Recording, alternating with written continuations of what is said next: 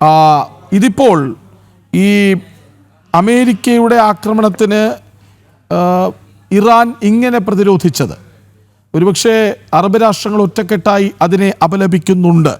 ഖത്തറിലെ ഇറാൻ്റെ ആക്രമണത്തെ ഗൾഫ് കോഓപ്പറേഷൻ കൗൺസിൽ അപലപിക്കുന്നു. ബഹ്റിനിൽ സൈറൺ മുഴങ്ങുന്നു, അവരും ചെറുത്തു നിൽപ്പിന് ശ്രമിക്കുന്നു. അങ്ങനെ അറബ് രാഷ്ട്രങ്ങളെ പിണക്കുന്നത്, അവർ ഒറ്റക്കെട്ടായി ഇപ്പോൾ നിൽക്കുന്നത്, ഇപ്പോഴെങ്കിലും ഇറാന് തോന്നുന്നുണ്ടാകുമോ ചെയ്തത് അബദ്ധമായി പോയെന്ന്? അതായത് അമേരിക്കയെ പ്രകോപിപ്പിക്കാൻ ചെയ്തതിലൂടെ അറബ് രാഷ്ട്രങ്ങളുടെ കൂടി ശത്രുത ഏറ്റുവാങ്ങേണ്ടി വന്നത് ഒരബദ്ധമായെന്ന് ഇറാന് തോന്നുന്നുണ്ടാകുമോ?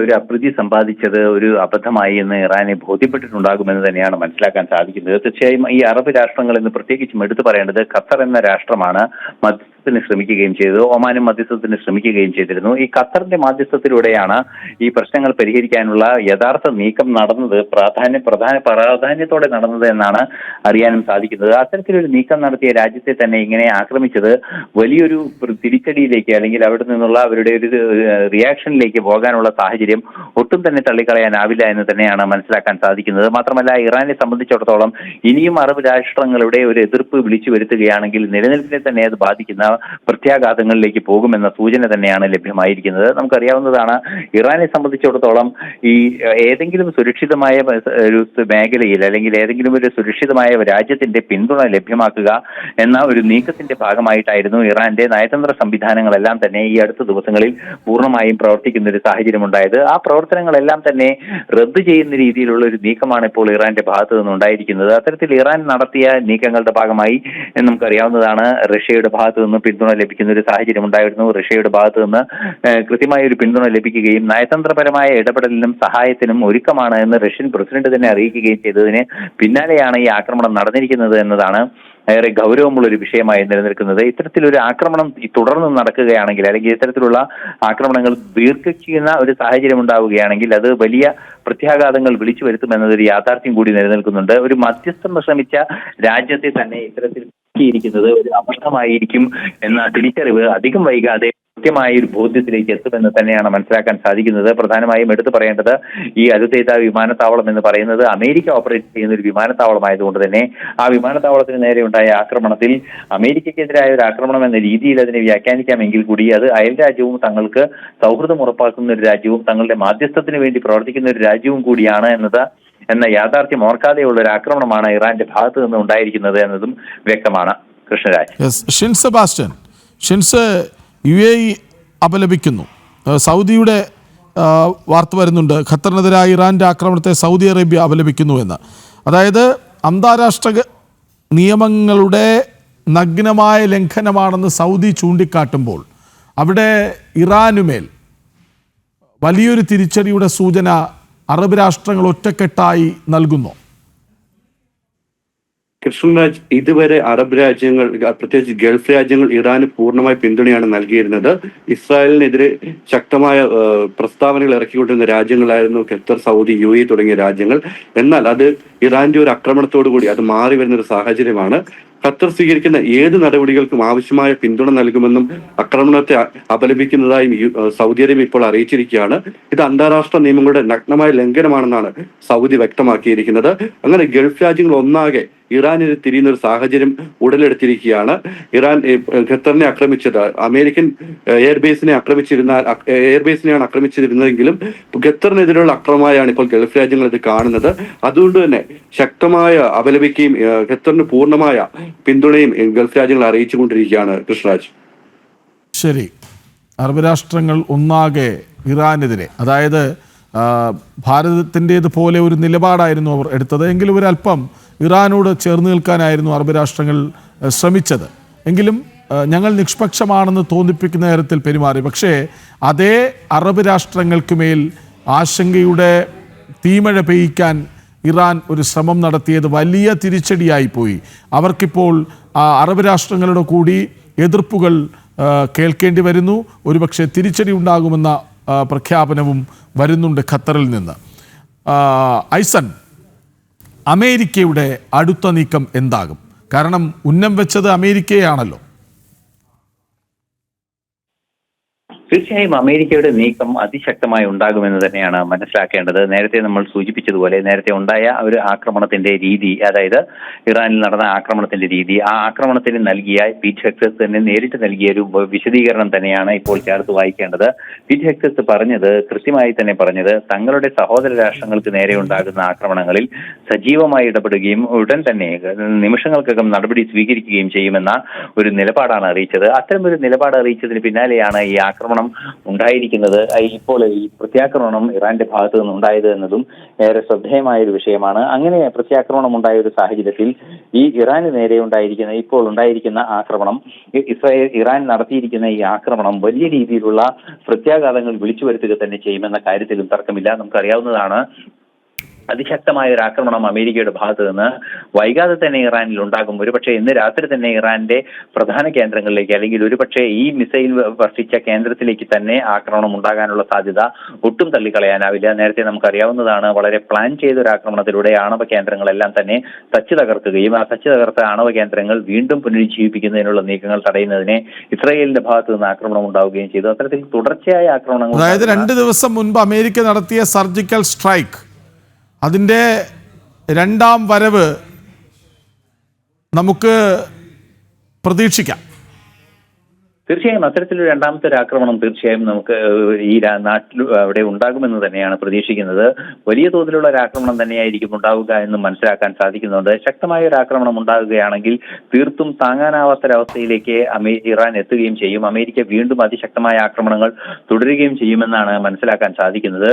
നിലവിലെ സാഹചര്യത്തിൽ ആ ഒരു നേരത്തെ സൂചിപ്പിച്ചതുപോലെ ആ അധികാര സംവിധാനങ്ങളുടെ മാറ്റം, അതായത് ഇതേറെ സംവിധാനങ്ങളെ ഒഴിവാക്കുന്നതിന് വേണ്ടിയുള്ള നീക്കങ്ങൾ അതീവ ഗൗരവത്തോടെയും വേഗതയിലും നടക്കാനുള്ളൊരു സാഹചര്യമാണ് ഉണ്ടാകുന്നത്. ഒരേ സമയം ആക്രമണം നടത്തുന്നതിനും അതേസമയം തന്നെ ഇറാന്റെ നിയന്ത്രണം ഇസ്ലാമിക് റവല്യൂഷണറി സ്വഭാവമുള്ള ആ സംവിധാനത്തിന്റെ ഭാഗത്ത് നിന്ന്, അല്ലെങ്കിൽ ഖമേനിയുടെ നിയന്ത്രണത്തിൽ നിന്നും മാറ്റുക എന്ന നീക്കം തന്നെയായിരിക്കും നടക്കുക എന്നാണ് അറിയാൻ സാധിക്കുന്നത്. അങ്ങനെ ഒരു റെജിമിന്റെ മാറ്റം, അല്ലെങ്കിൽ ഒരു അധികാര കേന്ദ്രത്തിന്റെ മാറ്റം ഉണ്ടാവുകയാണെങ്കിൽ തീർച്ചയായും ഇപ്പോൾ ഉണ്ടാകുന്ന പ്രശ്നങ്ങൾക്ക് പരിഹാരമാകുമെന്ന തിരിച്ചറിവ് അമേരിക്കയ്ക്ക് കൃത്യമായി ഉണ്ട്. അത് കൂടി ചേർത്ത് വെച്ചാണ് ഈ ഒരു സാഹചര്യത്തെ ഇപ്പോൾ വിലയിരുത്തേണ്ടത്. തീർച്ചയായും അതിശക്തമായ ആക്രമണം അമേരിക്കയുടെ ഭാഗത്ത് നിന്ന് വൈകാതെ തന്നെ പ്രതീക്ഷിക്കാമെന്നാണ് കണക്കാക്കപ്പെടുന്നത്. ശരി ഐസൻ, ഒരു കാര്യം കൂടി. കഴിഞ്ഞ ദിവസം റഷ്യ പറഞ്ഞിരുന്നല്ലോ, ഞങ്ങൾ സഹായിക്കാൻ തയ്യാറാണ്. ചൈനയും പറയാതെ പറയുന്നുണ്ട് ഇറാനൊപ്പമാണെന്ന്. ഈ ഇറാന്റെ ആത്മവിശ്വാസത്തിന് പിന്നിൽ ഇവരൊക്കെ ആകുമോ? യെസ്, ഞാൻ വരാം ഐസനിലേക്ക് ഞാൻ വരാം. ഡോക്ടർ കെ ജയപ്രസാദ് ഒപ്പം ചേരുന്നുണ്ട്. ഡോക്ടർ കെ ജയപ്രസാദ്, ഇതിപ്പോൾ ഒരുപക്ഷെ നിഷ്പക്ഷരായി നിന്ന അറബ് രാഷ്ട്രങ്ങളെ കൂടി ശത്രുക്കളാക്കിയോ ഇറാൻ? തീർച്ചയായും ഇറാന്റെ ഈ സമീപനം, ഇന്നിപ്പോ ഖത്തറിലെ ആക്രമിച്ചതും ബഹ്റിനിലേക്ക് അവരുടെ ആക്രമണ ഭീഷണി വന്നതുമൊക്കെ തന്നെ ഞാനൊരു സൂയിസൈഡൽ അറ്റംപ്റ്റ് എന്ന് പറയും. കാരണം ഈ സംഘർഷത്തില് പൂർണ്ണമായിട്ടും ഇറാൻ അനുകൂലമായ ഒരു മാനസിക സമീപനവും അതേസമയം അമേരിക്കയുമായിട്ട് സൈനിക സഖ്യമുള്ള രാജ്യങ്ങളാണ് ഈ 6 GCC രാജ്യങ്ങൾ. ഈ 6 GCC രാജ്യങ്ങളിലും ഈ വളരെ ശക്തമായ രീതിയിൽ തന്നെ ഇറാനെ മാനസികമായി പിന്തുണച്ചിരുന്നു.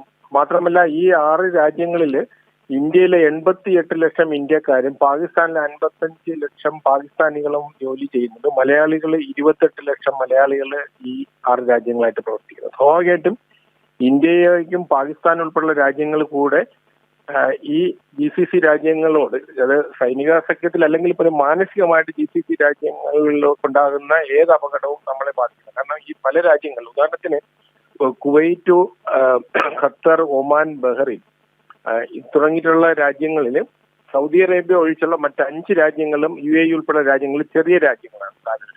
ഈ പല രാജ്യങ്ങളുടെ ഏതാണ്ട് പകുതിയിലധികം പോപ്പുലേഷൻ എന്ന് പറയുന്നത് ഇന്ത്യക്കാരാണ്. അതിൽ തന്നെ വലിയൊരു ശതമാനം മലയാളികളാണ്. അപ്പൊ ആ തരത്തിൽ വരുമ്പോഴത്തേക്കും ഇത് നമ്മുടെ ഓരോ കുടുംബങ്ങളെയും ബാധിക്കുന്ന വിഷയം കൂടെയാണ്. അപ്പൊ ഇതുവരെ നമ്മളെ ഇന്ത്യയിലെ പൊതു സമൂഹം ഇറാനോടായിരുന്നു. അപ്പൊ ഇത് ഞാൻ മനസ്സിലാക്കുന്നത് വളരെ വേഗം തന്നെ ഇസ്രയേലിന് പകരമായിട്ട് അമേരിക്ക നേരിട്ട് തന്നെ ഇറാനെ ആക്രമിക്കുന്ന സാഹചര്യം ഉണ്ടാകും. മാത്രമല്ല സമ്പൂർണ്ണ നാശത്തിലേക്കായിരിക്കും ഇറാൻ മുന്നോട്ട് പോകുന്നത്. കാരണം അമേരിക്കയെ സംബന്ധിച്ചിടത്തോളം അമേരിക്കയ്ക്ക് ഈ ഗൾഫ് കോപ്പറേഷൻ കൗൺസിലിലെ 6 രാജ്യങ്ങളോടും ഫ്രീ ട്രേഡ് അഗ്രിമെന്റും അതോടൊപ്പം തന്നെ മിലിറ്ററി പാക്റ്റുമുണ്ട്. അപ്പൊ ഈ 6 രാജ്യങ്ങളിലും സൈനിക താവളങ്ങളുമുണ്ട്. അപ്പൊ സ്വാഭാവികമായിട്ടും കുവൈറ്റിനെ സദ്ദാം ഹുസൈൻ ആക്രമിച്ചതിന് ശേഷമുണ്ടായ അന്തരീക്ഷത്തിൽ ഈ ഇസ്ലാമിക റവല്യൂഷന് ശേഷം ഗൾഫിലെ വിശേഷിച്ചും രാജഭരണം നിലവിലുള്ള രാജ്യങ്ങൾക്കെല്ലാം ഭീഷണിയായിട്ട് ഇറാൻ മാറിയതോടെയും ഈ GCC രാജ്യങ്ങൾക്ക് അമേരിക്കയുടെ സഹായം തേടേണ്ടി വന്നു. കാരണം അതിൽ അവരുടെ നിലനിൽപ്പിന്റെ പ്രശ്നമാണ്. കാരണം കുവൈറ്റ് അതിന്റെ ഒരു ഉദാഹരണമായി. അപ്പൊ സ്വാഭാവികമായിട്ടും അമേരിക്കൻ ബേസുകൾ ശക്തമായി വരികയും ഖത്തറിലാണ് അമേരിക്കയിൽ ഏറ്റവും വലിയ ബേസ് വരുന്നത്. ഇന്നത്തെ സാഹചര്യത്തിൽ 50,000 അമേരിക്കയുടെ സേന, അതായത് വ്യക്തികൾ, അമേരിക്കൻ സൈനികർ തന്നെ ഈ 6 രാജ്യങ്ങളിലായിട്ടുണ്ട്. അതിൽ നിന്ന് അവർ സിവിലിയൻ ആൾക്കാരോടാണ് മാറ്റി നിർത്തിയിരിക്കുന്നത്. കാരണം സേനയെ അവരുടെ ബാരക്കുകൾ നിലനിർത്തുകയും സിവിലിയൻ ആൾക്കാരെ അവിടെ നിന്ന്, അതായത് അവരുടെ കുടുംബാംഗങ്ങളെയാണ് ഒഴിവാക്കാനായിട്ട് പറഞ്ഞത്. അപ്പൊ അമേരിക്ക ഇത് പ്രതീക്ഷിച്ചിരുന്നു. പക്ഷെ ഇത് യഥാർത്ഥത്തിൽ ഇറാനെ സംബന്ധിച്ചിടത്തോളം ഇസ്രയേലിനേക്കാളും വളരെ അടുത്ത് കിടക്കുന്ന പ്രദേശമാണ് ഈ GCC രാജ്യങ്ങൾ. അപ്പം സ്വാഭാവികമായിട്ടും അവർക്ക് ആക്രമിക്കുന്നതിന് വലിയ ബുദ്ധിമുട്ടില്ല. പക്ഷെ ഈ ആക്രമണം എന്ന് പറയുന്നത് ഈ അമേരിക്കയുടെ സൈനിക ശക്തിയും ഇസ്രയേലിന്റെ നടക്കുന്ന സൈനിക ശക്തിയുമായി താരതമ്യം ചെയ്യുമ്പോൾ ഒരു യുദ്ധത്തിലേക്ക് അമേരിക്കയെ ഡയറക്റ്റ് ആയിട്ട് കൊണ്ടുവരുന്നതിന് ഇത് കാരണമാകുകയും ഫലത്തിൽ അത് ഒരു പക്ഷേ അഫ്ഗാനിസ്ഥാനിലും ഇറാഖിലുമൊക്കെ സംഭവിച്ച പോലെ ഒരു അവസ്ഥയിലേക്ക് ഇറാനെ കൊണ്ടെത്തിക്കും. മാത്രമല്ല ഇന്നിപ്പോ നമ്മുടെ കേരളത്തെ സംബന്ധിച്ചിടത്തോളം ഇന്ന് നമ്മളൊരു ചർച്ചയിൽ പങ്കെടുക്കുമ്പോൾ ഇതൊരു പ്രത്യേക ചർച്ച വേണമെന്ന് പറഞ്ഞിരുന്നതാണ്. കാരണം നമ്മുടെ മലയാളികൾ ഏതാണ്ട് നമ്മളെല്ലാവരും ഹമാസിനോടും ഇറാനോടുമായി. നമ്മുടെ ഈ കേരളത്തെ സംബന്ധിച്ച് കേരളത്തിന്റെ സമ്പദ് വ്യവസ്ഥയെ താങ്ങി നിർത്തുന്നത് ഗൾഫ് പണമാണെന്ന് എല്ലാവർക്കും അറിയാം. കാരണം നമ്മുടെ ഇന്നത്തെ കേരളത്തിന്റെ സാമ്പത്തിക വ്യവസ്ഥയുടെ ഏറ്റവും നെടുന്തൂണായിട്ട് പ്രവർത്തിക്കുന്നത്. അപ്പൊ ഇന്നിപ്പോ നമ്മുടെ മലയാളികൾ ആർക്കും ഉറങ്ങാൻ പറ്റാത്ത സാഹചര്യമാണ് ഈ പ്രദേശം. അപ്പം ഖത്തർ എന്ന് പറയുന്നത് വളരെ അടുത്താണ്, ഇറാനുമായിട്ട് വളരെ ചേർന്ന് കിടക്കുന്ന പ്രദേശമാണ്. അത് ബഹ്റൈൻ ആണെങ്കിലും ഖത്തറാണെങ്കിലും UAE ഒക്കെ തന്നെ. ഇപ്പം ഉദാഹരണത്തിന് ഹോർമോസ് കടലിടുക്കില് ഭാഗമായിട്ട് ഓപ്പോസിറ്റ് ഷെയർ ചെയ്യുന്ന പ്രദേശങ്ങളാണ് ഒമാനും UAE. തൊട്ടടുത്ത് തന്നെയാണ് ഖത്തർ വരുന്നത്. അതുപോലെ കുവൈറ്റ്. അപ്പൊ ഈ പ്രദേശങ്ങളിലൊക്കെ ഉള്ള മലയാളികളെ സംബന്ധിച്ചിടത്തോളം വളരെയധികം ആശങ്കയുണ്ട്. മറ്റൊന്ന്, ഈ പ്രിസിഷൻ ആയിട്ടുള്ള ഒരു സ്ട്രൈക്കല്ല ഇറാൻ നടത്തുന്നത്. അപ്പൊ നമ്മള് ഇസ്രയേൽ നടത്തുന്ന ആക്രമണങ്ങൾക്ക് ലക്ഷ്യസ്ഥാനത്ത് തന്നെയാണ് ആ മിസൈൽ പതിക്കുന്നതെങ്കിൽ ഇറാന്റെ മിസൈലുകളും ഡ്രോണുകളും ഒക്കെ പതിക്കുന്നത് എവിടെയെങ്കിലുമാണ്. പലപ്പോഴും ഇതിൽ നമ്മൾ കാണുന്നത് ഇസ്രയേലിലെ ജനവാസ കേന്ദ്രങ്ങളിലേക്ക് ആണത് പോകുന്നത്. അപ്പം അവരതിനുള്ള പ്രിക്കോഷൻ എടുക്കുന്നത് കൊണ്ട് ആളപായം കുറവാണെന്നേ ഉള്ളൂ. പക്ഷെ അതുകൊണ്ട് തന്നെ ഈ ഇപ്പം ഉദാഹരണത്തിന് നമ്മുടെ ഈ ബഹ്റിൻ പോലെയുള്ള ഒരു രാജ്യം, അല്ലെങ്കിൽ ഖത്തർ പോലെയുള്ള ഒരു രാജ്യം, UAE പോലെയുള്ള ഒരു രാജ്യത്തിന്റെ സ്പേസ് എന്ന് പറഞ്ഞാൽ വളരെ ചെറിയ രാജ്യങ്ങളാണ്. അവർ ജോഗ്രഫിക്കലായി നോക്കുമ്പോൾ ചെറിയ രാജ്യങ്ങൾ. അപ്പൊ ഈ ചെറിയ രാജ്യങ്ങളിൽ പ്രിസിഷൻ ആയിട്ടുള്ള ഒരു ആക്രമണം അമേരിക്കയുടെ ബേസിൽ മാത്രം ഒതുങ്ങണമെന്നില്ല. കാരണം അതിനുള്ള കേപ്പബിലിറ്റി ഇന്നത്തെ ഇറാനില്ല. അങ്ങനെ ഒരു പ്രിസിഷൻ പാലിച്ചുകൊണ്ടുള്ള ലക്ഷ്യസ്ഥാനത്ത് മാത്രം എത്തുന്ന ഒരു ആക്രമണം നടത്താനുള്ള ഒരു കഴിവ് അവർക്കില്ല. അപ്പം സ്വാഭാവികമായിട്ടും ഇത് വരാൻ പോകുന്നത് പൊതു ജനാവാസ കേന്ദ്രങ്ങളിലേക്കും അതുപോലെ മറ്റ് സ്ഥാപനങ്ങളിലേക്കും വരാൻ പോകുന്നത്. അപ്പം അത് നമ്മളെ സംബന്ധിച്ചിടത്തോളം വളരെ ആശങ്കയുണർത്തുന്നതാണ്. അപ്പൊ ഇന്ത്യ രാജ്യം വളരെ ആത്മാർത്ഥമായ ഒരു സമീപനം ഒരു ന്യൂട്രാലിറ്റിയുടെ തലത്തിലും അതേസമയം ഇന്നും ഇന്ത്യൻ പ്രധാനമന്ത്രി ഇറാനിയൻ പ്രസിഡന്റുമായിട്ട് സംസാരിച്ചതാണ്. അപ്പൊ നമ്മളെ സംബന്ധിച്ചിടത്തോളം അത് പാകിസ്ഥാൻ ഉൾപ്പെടെയുള്ള രാജ്യങ്ങൾക്ക് ഇത് വളരെയധികം പ്രശ്നമാണ്. ഡോക്ടർ കെ ജയപ്രസാദ്, അതായത് അമേരിക്ക പറയുന്നുണ്ട് സ്ഥിതിഗതികൾ ഞങ്ങൾ സൂക്ഷ്മമായി നിരീക്ഷിക്കുകയാണ്, സംഭവിച്ചത് എന്താണെന്ന് ഞങ്ങൾക്ക് കൃത്യമായി മനസ്സിലായിട്ടുണ്ട് എന്ന് വൈറ്റ് ഹൗസ് വൃത്തങ്ങൾ സൂചന നൽകുകയാണ്. അതായത് അമേരിക്ക അടുത്ത പുറപ്പാടിന് ഒരുങ്ങുന്നു. മനസ്സിലാക്കുന്നത് ഈ 24 മണിക്കൂറിനുള്ളിൽ തന്നെ ഇറാന് ഫോർമൽ ആയിട്ടുള്ള പ്രതികരണം ഉണ്ടാകും. കാരണം ഒരു നമ്മളെ അന്താരാഷ്ട്ര വ്യവസ്ഥയിൽ ഒരു രാജ്യത്തിന്റെ സുരക്ഷിതത്വം അല്ലെങ്കിൽ അതിന്റെ സോവറിൻ അതോറിറ്റിയുടെ മുകളിൽ ആക്രമിക്കാനുള്ള അവകാശം വേറൊരു രാജ്യത്തിനില്ല. യൂണിലാറ്ററൽ ആയിട്ടുള്ള ഒരു ആക്രമണമാണ്. ഇറാനും ഇസ്രയേലും തമ്മിലുള്ള യുദ്ധത്തിന് കുറച്ചുകൂടെ നീണ്ട പാരമ്പര്യമുണ്ട്, തർക്കങ്ങളുണ്ട്. അതേസമയം ഗൾഫ് കോപ്പറേഷൻ കൗൺസിലിൽ പെടുന്ന രാജ്യങ്ങൾക്ക് സൗദി അറേബ്യയ്ക്ക് ഇറാനുമായിട്ട് പ്രശ്നങ്ങളുണ്ട്. നമുക്കറിയാം, ഹൂതികൾ ഇറാൻ പിന്തുണയ്ക്കുന്ന, ഇറാന്റെ പ്രോക്സിയായി പ്രവർത്തിക്കുന്ന ലെബനനിലെ ഹൂതികൾ നിരന്തരം സൗദി അറേബ്യയെ ആക്രമിക്കുന്നു.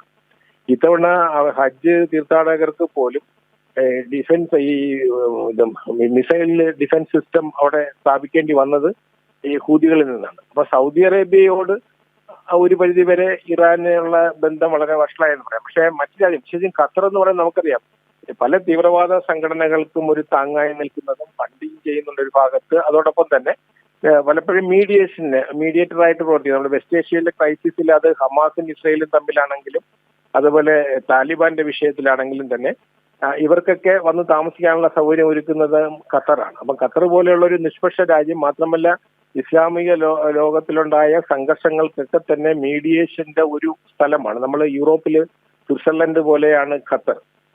സമാന്തരമായിട്ട് ഖത്തർ പല സംഘടനകൾക്കും ഫണ്ടിങ്, ഖത്തറിൽ നിന്ന് തന്നെയാണ് ലോകത്തിലെ ഭീകര സംഘടനകൾക്കും ഫണ്ടിങ് കിട്ടുന്നത്. കേരളം ഉൾപ്പെടെയുള്ള സ്ഥലത്തെ പല സംഘടനകളിലും ഫണ്ട് വരുന്നത് ഖത്തറിൽ നിന്നാണ്.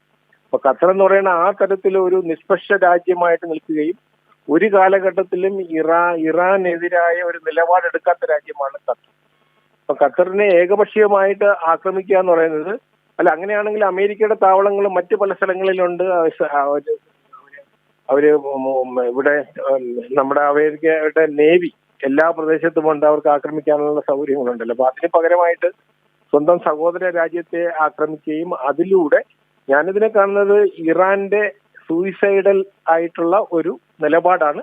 അത് സമ്പൂർണ്ണ. പക്ഷേ ഇസ്രയേൽ തുടരെ ഇങ്ങനെ കയറി അടിച്ചിട്ടും ഇന്നിപ്പോൾ അവരുടെ 6 വിമാനത്താവളങ്ങളുടെ റൺവേ ആണ് തകർത്തത്, യുദ്ധവിമാനങ്ങളാണ് തകർത്തത്, അവരുടെ സൈനിക ആസ്ഥാനത്ത് കയറി അടിക്കുന്നു. അമേരിക്കയാകട്ടെ ഇറാന്റെ ആണവ കേന്ദ്രങ്ങൾ ആക്രമിക്കുന്നു, അത് തരിപ്പണമാക്കി എന്ന് പറയുന്നു, അത് ഇറാൻ തന്നെ സമ്മതിക്കുന്നു. എന്നിട്ടും ഇറാൻ എന്തുകൊണ്ട് വെറുതെ ഇരിക്കുന്നില്ല? അവരുടെ ആത്മവിശ്വാസത്തിന് പിന്നിൽ എന്താണ്? അല്ല, അവരുടെ കൈവശമുള്ള ആയുധങ്ങളുടെ നമ്പർ, ആ തരത്തിലുള്ള നമ്പർ അവരുടെ കൈവശമുണ്ട്. കാരണം അവരുടെ മീഡിയയിലൂടെ നമുക്ക് ഇപ്പൊ ട്വിറ്ററിൽ ഞാൻ ഫോളോ ചെയ്യുന്നതാണ്, അവരെ നിരന്തരമായി കാണിക്കുന്നുണ്ട്. അത് തന്നെ പലപ്പോഴും ഇറാൻ എന്നുള്ള വലിയൊരു രാജ്യമാണ്. അത്രയൊരു നമ്മളെ ഈ സൗദി അറേബ്യ പോലെ തന്നെ ഏറ്റവും വലിയ രാജ്യമാണ് ഇറാൻ. അപ്പൊ ആ ഇറാനില് ഈ പറഞ്ഞ മിസൈലുകളൊക്കെ നമുക്കറിയില്ല, മിസൈൽ വിടുന്നത് സിസ്റ്റം എന്ന് പറയുന്നത് ഒരു സ്ഥലത്ത് നിന്നല്ല, വളരെ ഡീസെൻട്രലൈസ് ചെയ്തിട്ടാണ് നമുക്കത് ഏരിയലായിട്ട് കാണാം. അതിൽ ഒരുപാട് മിസൈല് നശിപ്പിക്കുന്നുണ്ട് പലതും ഇസ്രയേലിന്റെ വ്യോമസേന. അപ്പൊ അത് ഞാൻ ഇസ്രയേൽ നൽകുന്ന ഒരു സാറ്റലൈറ്റ് ആയിട്ടുള്ള ഫോട്ടോയിലൂടെ നമുക്ക് മനസ്സിലാവും. പക്ഷെ എന്നാലും അതിന് പരിമിതിയുണ്ട്. കാരണം ഇത് അത്ര എളുപ്പമല്ല. ഇത്രയും വലിയൊരു രാജ്യം, നമ്മളിപ്പം ഖത്തർ, കുവൈറ്റ്, UAE, ബഹ്റിൻ എന്നൊക്കെ പറയുന്ന വളരെ ചെറിയ രാജ്യങ്ങളാണ് നമ്മൾ ജോഗ്രഫിക്കലായിട്ട് നോക്കുമ്പോൾ. ഇതങ്ങനെയല്ല, ഇതൊരു വലിയ രാജ്യമായതുകൊണ്ട് അവർ ആൾറെഡി വിന്യസിച്ചിരുന്നു. മാത്രമല്ല ഇതൊരു നീണ്ട യുദ്ധത്തിനാവശ്യമായ തയ്യാറെടുപ്പ് പ്രോക്സികളെ വിട്ട് യുദ്ധം തുടങ്ങിയ ഇറാൻ നടത്തിയിരുന്നു. കാരണം 2023 ഒക്ടോബർ 7 മുതൽ തന്നെ ഈ യുദ്ധത്തിന്റെ കാരണക്കാരൻ ഇറാനാണെന്ന് ഇസ്രയേല് അന്നു മുതൽ തന്നെ ലോക സമൂഹത്തിനോട് വിളിച്ചു പറയുന്നുണ്ട്.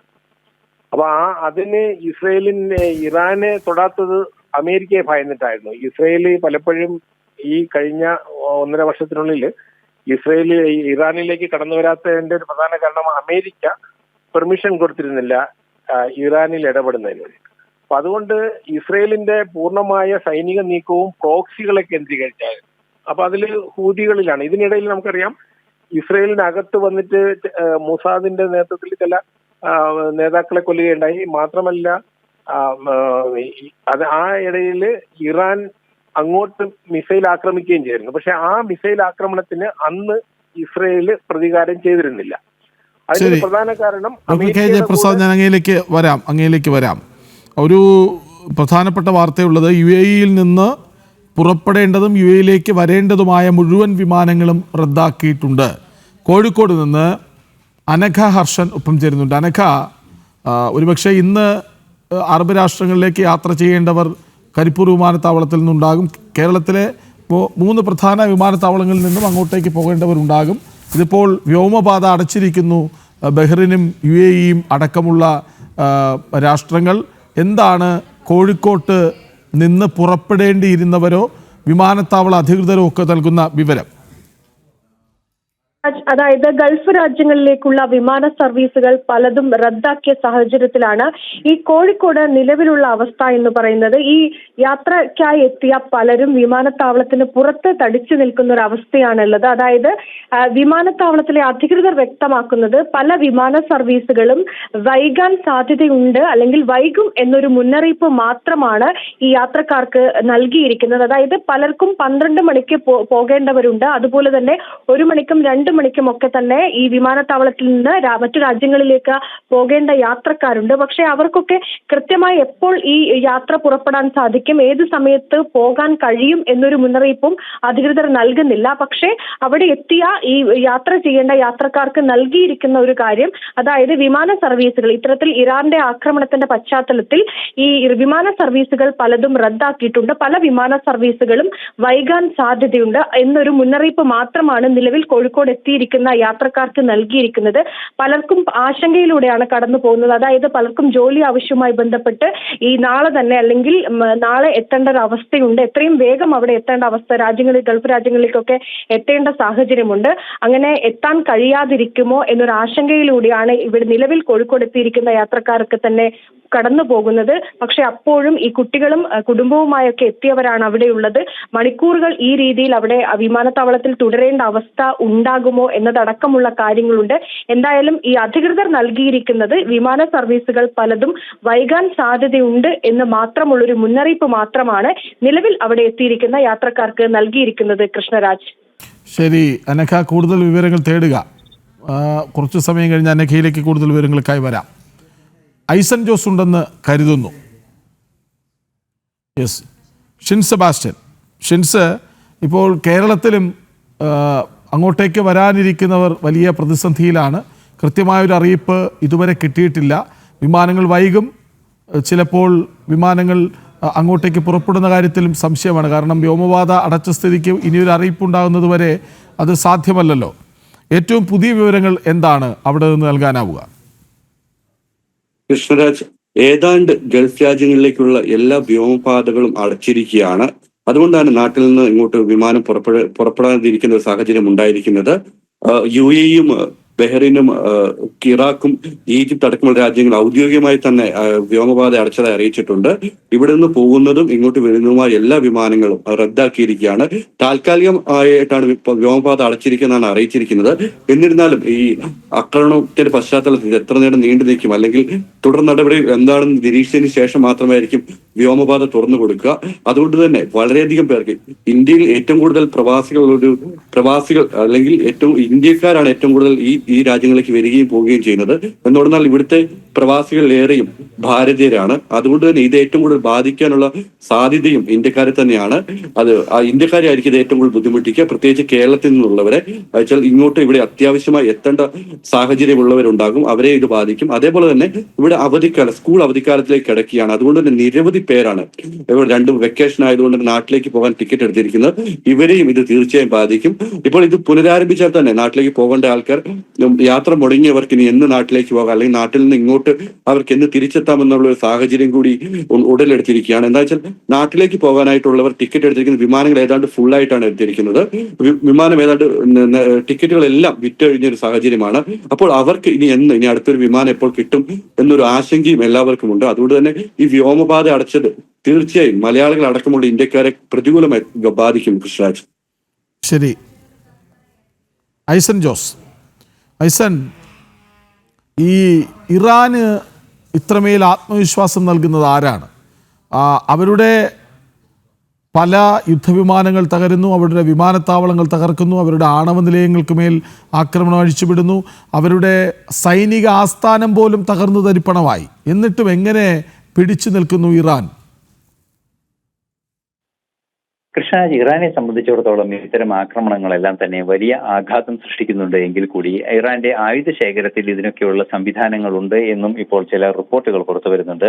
പൂർണ്ണമായും തകർന്നടിഞ്ഞത് ആണവ സംവിധാനങ്ങൾ മാത്രമാണ് എന്നതും മാത്രമല്ല, ആണവ സംവിധാനങ്ങൾക്ക് സമാനമായി തന്നെ മറ്റൊരു ആയുധ സന്നാഹങ്ങൾ വലിയ തോതിൽ ഒരുക്കുകയും ചെയ്ത ഒരു രാജ്യമാണ് ഇറാൻ. അതുകൊണ്ട് തന്നെ ഇറാനെ സംബന്ധിച്ചിടത്തോളം ഇത്തരം ഒരു ആക്രമണത്തിനുള്ള നിലവിൽ സാധ്യത ലഭ്യമായ ആയുധങ്ങളും സംവിധാനങ്ങളും ഉപയോഗിച്ച് സാധ്യമാകുന്നുണ്ട് എന്ന് തന്നെയാണ് മനസ്സിലാക്കാൻ സാധിക്കുന്നത്. അത്തരത്തിലൊരു സാഹചര്യം തന്നെയാണ് ഇത്തരത്തിൽ ഒരു നീക്കം നടത്തുന്നതിനെ ഇറാനെ പ്രേരിപ്പിക്കുകയും ചെയ്യുന്നത്. ഇറാനെ സംബന്ധിച്ചിടത്തോളം ഇത്തരത്തിലൊരു ആക്രമണം നടത്തുകയാണെങ്കിൽ ആ ആക്രമണത്തിന് മുതിരുന്ന ഒരു സാഹചര്യം ഉണ്ടെങ്കിൽ അത് ഏതെങ്കിലും രീതിയിലുള്ള ഒരു കൃത്യമായ രാഷ്ട്രീയ ലക്ഷ്യത്തോടെ നടപ്പാക്കാനുള്ള ഒരു സാഹചര്യം ഒരുക്കാനുള്ള സംവിധാനങ്ങൾ നിലവിലുണ്ട് എന്നത് ഇപ്പോൾ തന്നെ വ്യക്തമാണ്. നമുക്കറിയാവുന്നതാണ് ഈ ആക്രമണം നടന്ന പ്രദേശത്തെ അതായത് ഈ ഖത്തറിലെ ദോഹയിലെ വിമാനത്താവളത്തിന് നേരെ നടന്ന ഈ ആക്രമണം കൃത്യമായും ഇത്തരം ഒരു ആക്രമണം ആസൂത്രണം ചെയ്യാനുള്ള ഒരു സംവിധാനം തയ്യാറാക്കി നേരത്തെ വെച്ചിരുന്നു എന്ന് തന്നെയാണ് മനസ്സിലാക്കാൻ സാധിക്കുന്നത്. പ്രധാനമായും എടുത്തു പറയേണ്ടത് ഇത്തരത്തിലൊരു ധൈര്യം വരാനുള്ള ഒരു സാഹചര്യം ഇന്ന് റഷ്യയുമായി സംസാരിച്ചത് തന്നെ ആയിരിക്കണം എന്നാണ് മനസ്സിലാക്കാൻ സാധിക്കുന്നത്. റഷ്യയുമായുള്ള ചർച്ചകളിൽ കൃത്യമായി റഷ്യ നൽകിയ ഉറപ്പ് അല്ലെങ്കിൽ റഷ്യ നൽകിയ നിലപാട് എന്ന് പറയുന്നത് നീതീകരിക്കാനാവാത്ത ഒരു ആക്രമണം നടത്തി ഇസ്രായേൽ ഇറാന് നേരെ എന്നായിരുന്നു. അത് ആ ഒരു നിലപാട് തന്നെയായിരിക്കാം ഒരുപക്ഷെ ഇറാനെ ഒരു പിന്തുണയുണ്ട് എന്ന രീതിയിൽ ചിന്തിക്കാനും അതുപോലെ തന്നെ നീക്കങ്ങൾ നടത്താനും പ്രേരിപ്പിക്കുന്നത്. തീർച്ചയായും ഇത്തരത്തിലൊരു നീക്കം നടത്തുകയാണെങ്കിൽ അത് ഏത് ആഘാതമുണ്ടായാലും ഇത്തരത്തിലുള്ള സംവിധാനങ്ങളുടെ ഭാഗമായ റഷ്യയുടെയൊക്കെ ഭാഗമായി അതിന് മാനേജ് ചെയ്യാനും റിപ്പയർ ചെയ്യാനും സാധിക്കുമെന്ന ഒരു ബോധ്യത്തിന്റെ കൂടി അടിസ്ഥാനത്തിലായിരിക്കണം ഈ ആക്രമണം നടത്തിയിരിക്കുന്നത് എന്നാണ് മനസ്സിലാക്കാൻ സാധിക്കുന്നത്. പക്ഷേ സൈനിക സഹായം നൽകുന്ന കാര്യം ഉദിക്കുന്നില്ല എന്ന് റഷ്യ കൃത്യമായി അറിയിക്കുകയും ചെയ്തിരുന്നു. എന്നിരുന്നാലും ഇത്തരം ഒരു ആക്രമണത്തിലേക്ക് ഇറാൻ നീങ്ങുകയും ചെയ്തു എന്നത് ഒരു യാഥാർത്ഥ്യം തന്നെ നിലനിൽക്കുന്നുണ്ട്. നമുക്ക് മറ്റൊരു രാജ്യം എന്ന് പറയുന്നത് ചൈനയാണ്. ചൈനയിൽ നിന്നും ആയുധങ്ങളാണോ എന്ന് സംശയിക്കാവുന്ന വലിയ കൺസൈൻമെന്റ് ഉൾപ്പെടെ വന്ന ഒരു സാഹചര്യം ഉണ്ടായിരുന്നു ഇറാനിലേക്ക്. അതെല്ലാം തന്നെ ഈ ചൈനയും റഷ്യയും, ചൈന ഇറാനോട് ചേർന്ന് നിൽക്കുന്നു, റഷ്യ പരസ്യമായി ഇന്ന് പിന്തുണ പ്രഖ്യാപിച്ചിട്ടുണ്ട്. ഞങ്ങൾ ഇറാനൊപ്പമാണ്, ഇറാനെ സഹായിക്കാമെന്ന്. ഇതൊക്കെയാകുമോ ഈ ഇറാന്റെ എടുത്തുചാട്ടത്തിന് പിന്നിൽ? അതായത് നിഷ്പക്ഷരായോ അല്ലെങ്കിൽ ഇറാനോട് അല്പം ചേർന്നോ നിന്ന അറബ് രാഷ്ട്രങ്ങളെ പോലും വെറുപ്പിക്കുന്ന തരത്തിലേക്ക്, അവരെ കൂടി ശത്രുക്കളാക്കുന്ന തരത്തിലേക്ക് ഇറാനെ മാറ്റിയതിന് പിന്നിൽ ഇവരുടെയൊക്കെ പിന്തുണയാകുമോ? ലഭ്യമാകുമെന്നൊരു പ്രതീക്ഷ തന്നെയാണ്. അല്ലെങ്കിൽ ഇത്തരത്തിലുള്ള ഒരു നീക്കം നടത്തുമ്പോൾ അതിനെ റഷ്യയുടെയും ചൈനയുടെയും ഭാഗത്തു നിന്ന് അമേരിക്കയ്ക്കെതിരെ നടക്കുന്ന ആക്രമണങ്ങൾക്ക് പിന്തുണ ലഭിക്കുമെന്ന ഒരു പ്രതീക്ഷ തന്നെയാണ് ഇക്കാര്യത്തിൽ ഇത്തരത്തിലൊരു നീക്കത്തിലേക്ക് നയിച്ചിട്ടുള്ളത് എന്ന് തന്നെയാണ് മനസ്സിലാക്കാൻ സാധിക്കുന്നത്. തീർച്ചയായും അതിനെ തന്നെ ന്യായീകരിക്കുന്ന ഒരു ചരിത്ര പ്രവർത്തനങ്ങളാണ് ഇപ്പോൾ കാണാനും സാധിക്കുന്നത്. തീർച്ചയായും നമുക്കറിയാവുന്നതാണ്, ഈ നേരത്തെ റഷ്യ പിന്തുണ നൽകിയിരുന്നു. അതുപോലെ തന്നെ ചൈന രഹസ്യമായിട്ടെങ്കിലും അമേരിക്കയ്ക്കെതിരായ ആക്രമണത്തിന് സജ്ജമാകുന്നതിന് വേണ്ടിയുള്ള യുദ്ധസന്നാഹങ്ങൾ ലഭ്യമാക്കിയിരുന്നു. അതേസമയം അമേരിക്ക ഈ വിഷയത്തിൽ ഇടപെടാമെന്ന റഷ്യയുടെ നേരത്തെ ഉണ്ടായിരുന്ന നിലപാടിനെ അമേരിക്ക എതിർത്തത് യുക്രൈൻ വിഷയം പരിഹരിച്ചിട്ട് മതി ഈ കാര്യത്തിൽ ഇടപെടൽ എന്നാണ് ട്രംപിന്റെ ഒരു മറുപടി ഉണ്ടായത്. അത്തരത്തിലുള്ള പ്രശ്നങ്ങളെല്ലാം തന്നെ ചേർത്ത് വായിക്കുമ്പോഴാണ് ഇറാൻ കൂടുതൽ ശക്തമായി തിരിച്ചടിക്കാൻ ഒരു തീരുമാനമെടുത്തത് എന്നാണ് മനസ്സിലാക്കാൻ സാധിക്കുന്നത്. അങ്ങനെയെങ്കിൽ ഇറാഖിലെ അമേരിക്കയുടെ സൈനിക താവളവും ആക്രമിച്ചു എന്ന വാർത്ത വരുന്നുണ്ട്. അതായത് അമേരിക്കയെ നേരിട്ട് ആക്രമിക്കുന്നതിന് പകരം അമേരിക്കയ്ക്ക് സൈനിക താവളങ്ങളുടെ ഇടങ്ങൾ ആക്രമിച്ച് അമേരിക്കയെ പേടിപ്പിക്കാം എന്നാകാം ഇറാന്റെ ശ്രമം. പക്ഷേ അതാവില്ല ഉണ്ടാകുന്നത്. അമേരിക്കയ്ക്ക് കാര്യമായി മുറിവേറ്റു എന്ന് തോന്നിയാൽ ഒരു രണ്ടാം വരവ് ഉണ്ടാകുമെന്നവർ നേരത്തെ പറഞ്ഞതാണ്. തൽക്കാലത്തേക്ക് അവസാനിപ്പിക്കുന്നു എന്നാണ് പറഞ്ഞത്. പക്ഷേ ഇനി വേണ്ടി വന്നാൽ ഞങ്ങൾ ഇതിലും വലിയ ആക്രമണം അഴിച്ചുവിടുമെന്ന് ട്രംപ് തന്നെ വന്ന് പറഞ്ഞതാണ്. അതിനുള്ള സാധ്യതകൾ കാണുന്നു. സ്ഥിതിഗതികൾ ഞങ്ങൾ നിരീക്ഷിച്ചു വരികയാണെന്ന് അമേരിക്ക വൈറ്റ് ഹൗസ് വൃത്തങ്ങൾ നേരത്തെ പറഞ്ഞിരുന്നു. അങ്ങനെയെങ്കിൽ അറബ് രാഷ്ട്രങ്ങളുടെ കൂടി എതിർപ്പേറ്റുവാങ്ങിയ ഇറാന്റെ നില കൂടുതൽ പരുങ്ങലിലാകുമോ? ഇത് വലിയൊരു തലത്തിലേക്ക് യുദ്ധാന്തരീക്ഷം മാറുമോ? അറബ് രാഷ്ട്രങ്ങൾ കൂടി അമേരിക്കയ്ക്കൊപ്പം ഇസ്രയേലിനൊപ്പം ചേർന്ന് നിൽക്കുന്നു. മറുവശത്ത് റഷ്യയും ചൈനയും ഇറാനും നിൽക്കുന്നു. അങ്ങനെ ഒരു വലിയ യുദ്ധാന്തരീക്ഷത്തിലേക്ക്, ആശങ്കയുടെ പുതിയ തലത്തിലേക്ക് ഈ യുദ്ധം മാറുന്നു എന്ന ചോദ്യമാണ് അവശേഷിക്കുന്നത്.